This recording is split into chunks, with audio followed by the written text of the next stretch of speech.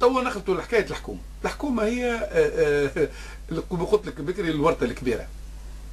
هي باش تتشكل معناها يلزمها تلبي موازين القوى اللي خرجتها التشريعيات. التشريعيات يلزمها تلبي. اي خاطر نورمالمون الحزب اللي فايز في التشريعيات هو فايز مش يشارك في التشريعيات باش يلعب، يشارك باش يحكم.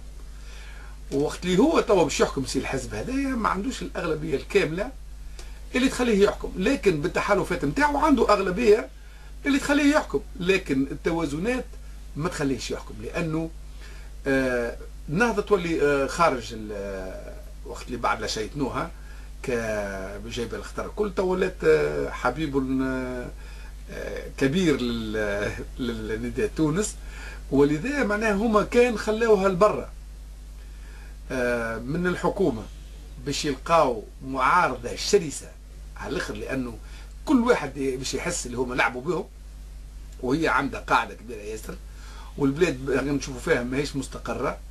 يعني الحكومه باش تتعب من الايامات الاولى. كان خلاوها لداخل، ديجا خسروا حليفهم اللي هو الجبهه الشعبيه اللي هما ديجا لعبوا بهم، فهمتني. وكان معناها نعرفوا احنا الامارات اللي هي وعدت سي باجي قايد السبسي باش تعاون تونس هي والعربيه السعوديه بشرط اقصاء النهر.